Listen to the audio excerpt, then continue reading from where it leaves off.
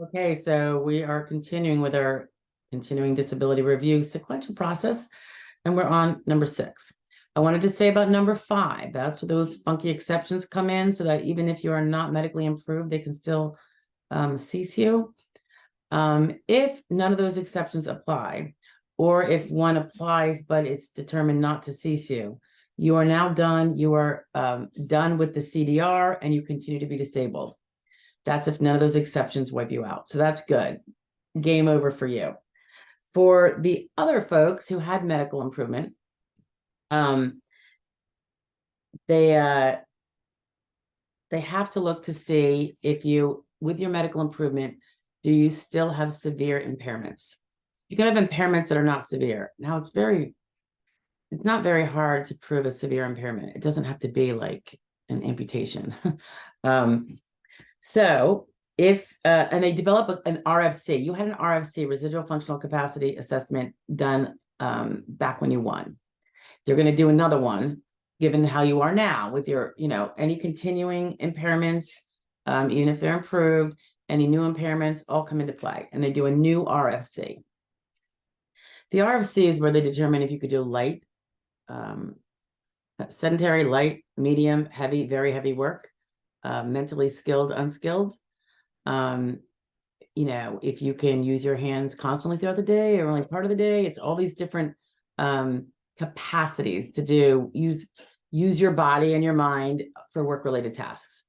It can include walking, standing, sitting. How long can you do that for? Lifting, carrying, balancing, things of that nature. Okay, so severe impairments. If you do not have any, they look at everything and you've improved so much that nothing is severe anymore, you're done, ceased. If you do have severe impairments, and now they have your RFC, then you're going to go on to step 7. And I'm just going to throw step 7 in here while we're at it. That is going to be determining whether you could do your past relevant work. Now, past relevant work is a term of art. It's not all the work you've necessarily done in your whole life. It only applies to a certain period of time.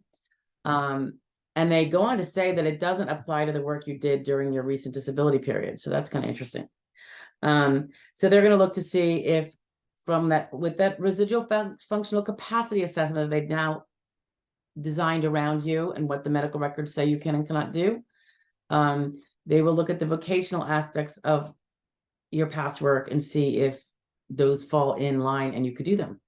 Because you have improved, remember, you couldn't do them before, but maybe you can now. And it's possible that some of those old jobs that were relevant before, because they were in the appropriate time frame, have now scrolled out of the appropriate time frame. So that could be helpful too. Might not be past relevant work anymore because it doesn't fall within recently enough. Okay, so if you can do past relevant work, your disability will cease. If no, you go on to number 8. I may as well throw 8 in here too. 8 is about other work. And this is like how they decided you were disabled below when they went through your residual functional capacity, assuming you were not a listing level winner. They first looked to see if you could do your prior work, and then they looked to see if you could do any other work. And they need that RFC assessment by their own professional to determine, well, is he limited to sedentary? Is he limited to light? Is he limited to walking no more than 2 hours out of 8 hours, or, what have you, being on his feet? That's where mental impairments or conditions can impede whether you could do high-skilled, semi-skilled, or only unskilled work. So all that comes into play. Again, very similar to in the beginning when you first won. So considering your RFC, can you do other work? And remember, there's 12 to 13,000 occupations out there. They can also, you've probably all heard about the grids.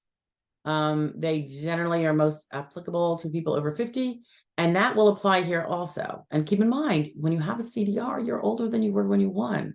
You could very well have tripped over into another age category, and that is to your benefit under a CDR. Okay, so keep up the positivity, and you'll get through your CDR. Particularly if you've been treating and you know that you're not able to work full-time at any job out there. Okay, that's just in a nutshell, 1 through 8 CDRs. It's not It's not crazy or Greek, you know, you can understand it. It could take a while to get through a CDR. It could take a year or more, because then you might find that they cease you and then you have to appeal. Remember too, when you get ceased, and it'll say in there that you have the right to appeal, you have 60 days. They usually say in there that if you're going to appeal and you want your benefits to continue while you're appealing, pending that appeal, because they can take forever, you have to let them know within 10 days. That's a hard deadline to meet sometimes, but if you want to continue your benefits while it's pending appeal, you could do that. You just have to act fast. I will say that that is probably one of the reasons why you probably can't get an attorney if you do that, because there is no back benefits going to be derived from any that you missed out on while fighting the appeal. And this is a bit of a conundrum where people can't get help because, not everybody can work for free full time and help them. So it's a little bit of a dilemma. Like I said, there are consultations available in a non-representational capacity where you can learn more about evidence development and the CDR process and help you get through it. But finding an attorney, there are some that do it. There would be more if you can come up with a retainer that can sit in trust, so that if they prevail, they can get paid with that. Since you are collecting your benefits still, you might actually be able to do that. Sometimes I've heard of arrangements where maybe you put $1,500 down, but then you put in $200 a month, and it's growing while the case is pending. And then, at whatever amount you all agreed to would be in the trust retainer. And that's also an option that some people take on. Okay. All right. CDRs. Don't stress about it too much. Best idea is to be prepared before you ever even have one. I would be prepared from the time I won down below. It's easier that way. You can be more confident. You can be more sure, less stress, and it'll be a much better process for you, I believe, generally speaking. Bye.